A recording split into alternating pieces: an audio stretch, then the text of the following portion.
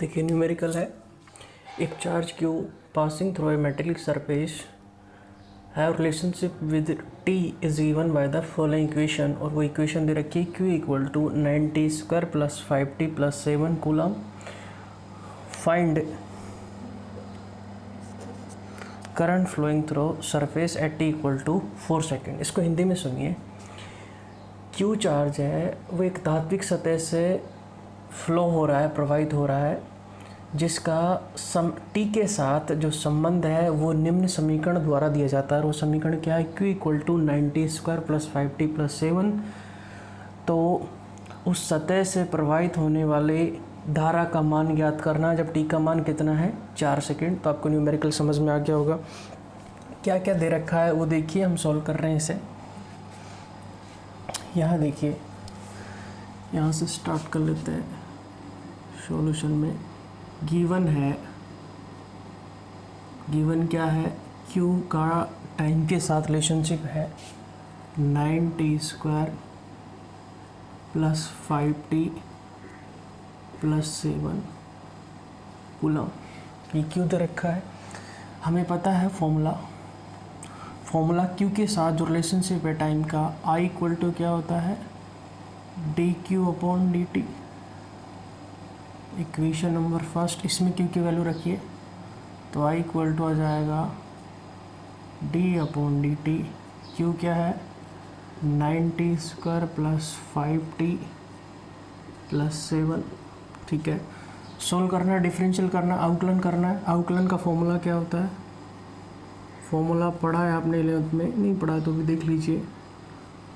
D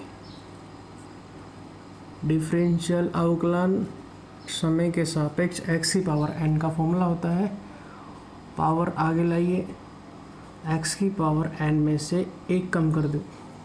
power आगे लाओ और जो पावर है उसमें से एक को रिड्यूस कर दो। तो इसका अवकलन करेंगे तो क्या होगा? 2 इसके आगे मल्टीप्लाई आएगा तो कितना आएगा? 18, और एक पावर रिड्यूस हो जाएगी तो यहाँ से आ जाएगा i equal to 18 into t plus इस टी की पावर कितनी? 1 मान सकते हैं।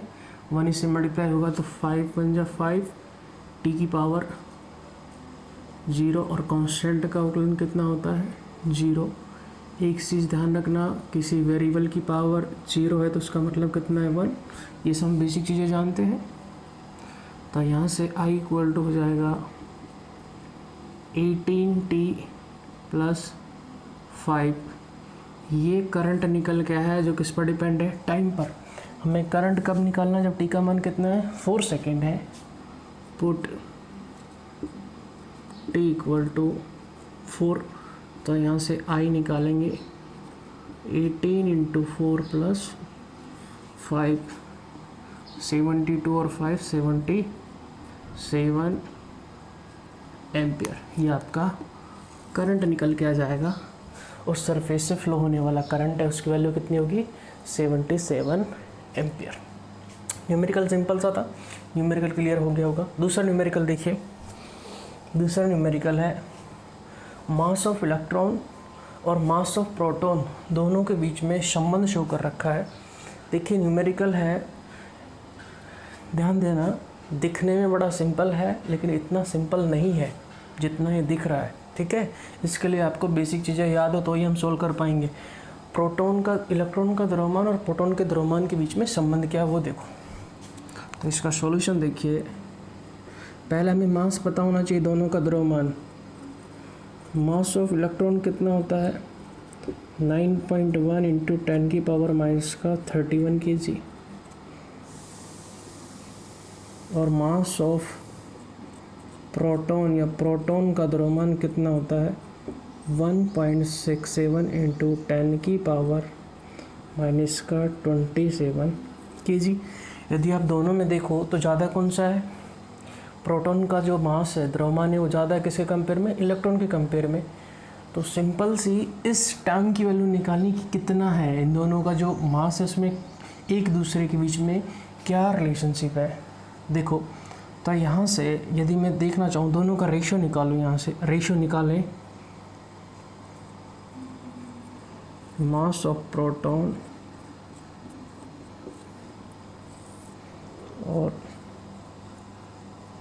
Mass of electron, mass of proton और मास ऑफ इलेक्ट्रॉन 1.67 इंटू 10 की पावर 27 और इलेक्ट्रॉन का है 9.1 इंटू 10 की पावर माइनस का 37। ध्यान देना, जब इन दोनों को आप डिवाइड करोगे, इन दोनों को आप डिवाइड करोगे तो ये जो वैल्यू निकल के आएगी, ये वैल्यू निकलेगी 1837। अप्रोक्सीमेट ये वैल्यू निकल के आती है 1837 या 1837। ठीक है, डिवाइड करने पर ये वैल्यू आएगी। कहने का मतलब जो आपका प्रोटॉन का मास है, प्रोटॉन का मास है वो इलेक्ट्रॉन के मास का इतना गुना ज़्यादा होता है। प्रोटॉन इससे इतना गुना ज़्यादा है, किससे? इलेक्ट्रॉन से। तो मास ऑफ इलेक्ट्रॉन है वो कितना होगा? जो प्रोटॉन का मास है उसका 1/1837 भाग, तो इससे हम यहाँ पे लिख सकते हैं कि ये हो जाएगा 1/1837। ठीक है, ये जब प्रोटॉन का जो मास है, प्रोटॉन के मास में 1837 का भाग देंगे, 1837 से डिवाइड करेंगे, ये डिवाइड ध्यान रखना, डिवाइड करेंगे तो जो रिज़ल्ट निकल के आएगा वो किसके? इलेक्ट्रॉन के द्रव्यमान के बराबर। तो ये जो टर्म है, आपको ये टर्म है, चाहो तो आप इस टर्म को याद भी रख सकते हो, ये पूछी गई है एग्ज़ाम में कि आपका जो प्रोटॉन का द्रव्यमान है वो इलेक्ट्रॉन का द्रव्यमान है, प्रोटॉन के द्रव्यमान का कितना गुना है? तो जो इलेक्ट्रॉन का द्रव्यमान है वो प्रोटॉन के द्रव्यमान का 1/1837 टाइम होता है ना, 1/1837 गुना होता है। ध्यान रखना 1 में है, ठीक है, ए 1 में है। अगर इधर इलेक्ट्रॉन लाते हो, इधर प्रोटॉन लाते हो तो उसको इधर यहाँ से डिवाइड करने की ज़रूरत नहीं, फिर हम मल्टीप्लाई करके शो कर सकते हैं। आपको दोनों न्यूमेरिकल क्लियर हो गए होंगे। ठीक है, बाकी हम न्यूमेरिकल और देख रहे हैं अभी।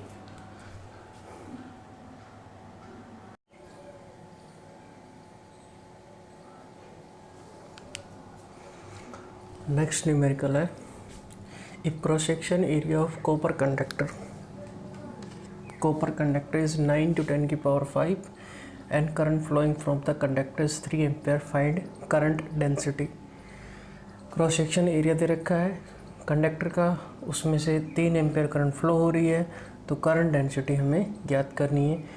यदि तांबे, हिंदी में देखो, यदि तांबे के चालक तार का अनुक्रॉस काट क्षेत्रफल इतना है और इसमें से 3 एम्पेयर धारा प्रवाहित हो रही है, तो करंट डेंसिटी ज्ञात करना। बिल्कुल फॉर्मूला बेस्ड क्वेश्चन है, सिंपल सा क्वेश्चन है। देखिए क्या क्या दे रखा है, यहाँ दे रखा है ए कितना है 9 to 10 की पावर माइनस का 5 मीटर स्क्वायर, और क्या दे रखा है आई कितना है 3 एम्पेयर। हमें पता है formula J is equal to क्या होता है I/A, यही होता है formula J is equal to I/A। तो I कितना है 3 और A कितना है 9 to 10 की पावर माइनस का 5। सॉल्व कर लो, नीचे आ जाएगा 3, 1/3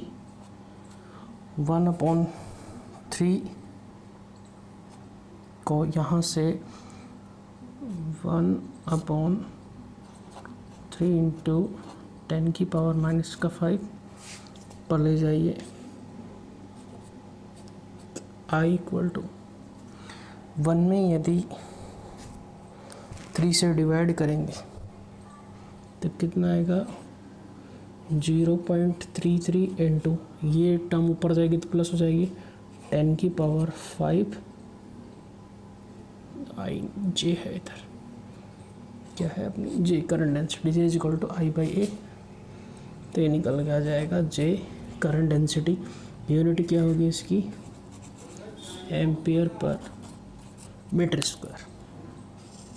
न्यूमेरिकल समझ में आएगी, बिल्कुल फॉर्मूला बेस्ड। ए दे रखा है J निकालना, J is equal to I/A, I में का डिवाइड कर दो। सिंपल सा क्वेश्चन था। नेक्स्ट क्वेश्चन देखिए अब। नेक्स्ट देखो, इफ़ गिवन टर्मिनोलॉजी आर, कुछ डाटा दे रखे हैं। लेंथ ऑफ वायर कितनी है 1 मीटर, तार की लंबाई 1 मीटर दे रखी है। अप्लाइड पोटेंशियल उस तार पर 10 वोल्ट है जो आपका पोटेंशियल अप्लाई कर रखा है। आरोपित विभवांतर कितना है 10 volt. Drift velocity of electron, electron की ड्रिफ्ट वेलोसिटी कितनी है 5 × 10⁴ मीटर पर सेकेंड। या अपवन वेग कितना है 5 × 10⁻⁻⁴। तो किसकी वैल्यू याद करनी, मोबिलिटी ऑफ इलेक्ट्रॉन की गतिशीलता का मान याद करना है। देखिए ये डाटा है, बिल्कुल सिंपल सा न्यूमेरिकल है। अभी हम न्यूमेरिकल का जो लेवल ले रहे हैं वो बिल्कुल नॉर्मल लेवल ले रहे हैं। धीरे धीरे हम न्यूमेरिकल का लेवल बढ़ाते रहेंगे, है ना, ठीक है। तो अभी आपको ऐसा लग रहा होगा बिल्कुल सिंपल क्वेश्चन है, लेकिन धीरे धीरे हम न्यूमेरिकल्स का लेवल है ना वो इंक्रीज करते रहेंगे।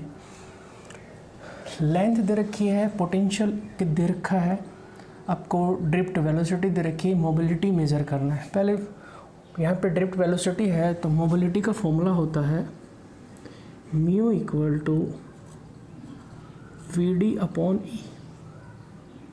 ये फॉर्मूला पढ़ा है हमने, म्यू इक्वल टू VD/E।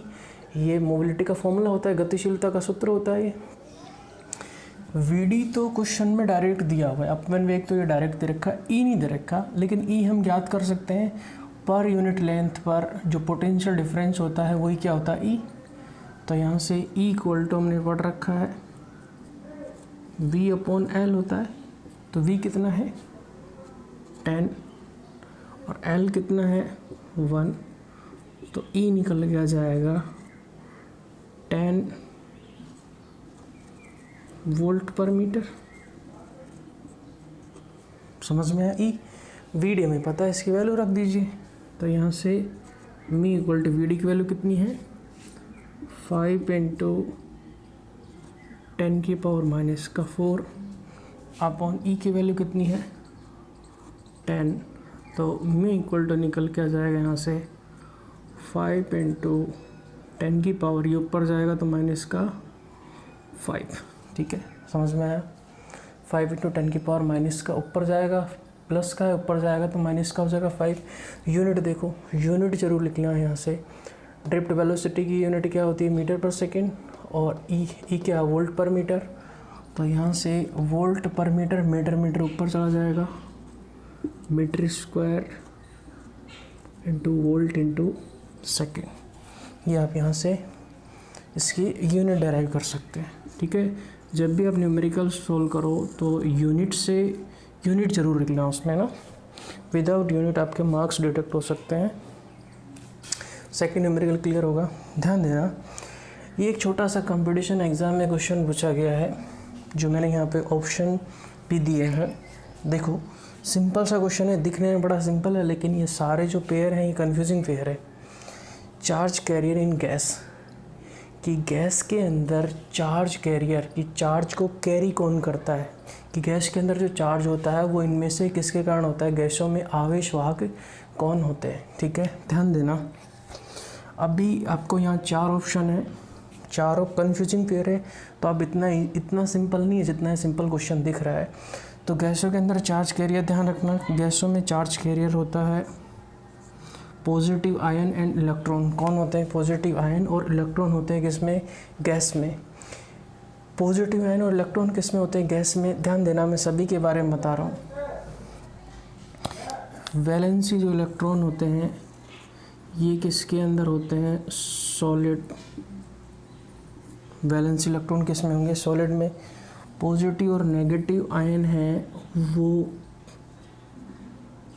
आपके होते हैं लिक्विड में। इनमें लिक्विड के अंदर जो चार्ज कैरियर होते हैं पॉजिटिव नेगेटिव आयन, सॉलिड में कौन होते हैं, वैलेंसी इलेक्ट्रॉन। और जो इलेक्ट्रॉन और होल का कॉन्सेप्ट होता है ये लागू होता है सेमीकंडक्टर में, जिसे हिंदी में कहते हैं अर्धचालक। तो यहाँ अपना करेक्ट जो आंसर है वो क्या है, पॉजिटिव आयंस और इलेक्ट्रॉन। ठीक है, तो हम यहाँ पे कुछ न्यूमेरिकल्स देखे हैं। आगे जैसे हम टॉपिक कंप्लीट करते जाएंगे, आगे हम न्यूमेरिकल और ज़्यादा देखेंगे। अब धीरे धीरे हम न्यूमेरिकल का लेवल भी बूस्ट अप करेंगे।